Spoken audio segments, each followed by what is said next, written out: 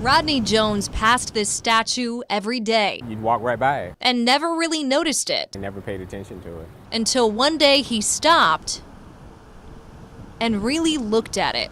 It's very dark history and a very dark time for many African Americans in this country. In memory of our Confederate soldiers, reads the statue, paying tribute to Confederate generals Robert E. Lee and Stonewall Jackson. Donated in 1924 by the Daughters of the Confederacy, the statue has sat right next to the county courthouse for nearly a century. It's a symbol Jones, the NAACP president in Manatee County, has come to associate with racism. As we talk, a car parked right in front of the statue proudly displays a Confederate flag license plate. I think it's more savvy than it has been in the past. It's not so much right in your face. It's done through policy, it's done through other measures, but racism is very much alive and well. We stood out here for about an hour to see what exactly Manatee County residents think about this statue. The vast majority told us they've actually never really noticed it, but a lot of them said they think it should stay. I think that's part of our history.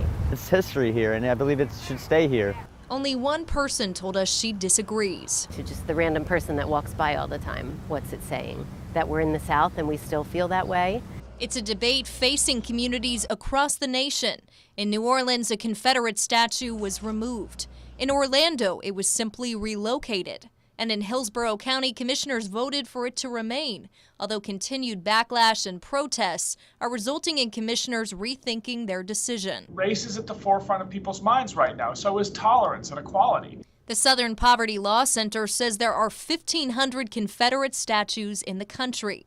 The recent spotlight on these monuments, a symptom of the growing political divide in our country. I think we're living in a time where the United States is more racially polarized than ever. This is due to the political climate that we're living in. It's due to a number of other factors as well. 50 miles east of the statue in a town called Arcadia, Confederate flags, signs, and bumper stickers are a common sight. At the town hangout The Last Chapter Coffee House, nearly every customer is related to a Confederate soldier. They're American veterans, and they deserve that respect. They fought to defend their country against an invasion. Confederate supporter Leon Arthur says taking down these statues is erasing history and dishonoring his ancestors. But he says efforts to stop it are futile. The judges don't listen. The politicians don't listen. The system does whatever it wants to do because we have no state rights. Arthur claims the battle's still ongoing, calling the Civil War a war of northern aggression. I believe the South was right in 1860. I think they're right today, and they're going to be right tomorrow, and we'll get our independence one day. But for Jones, this is not just a statue.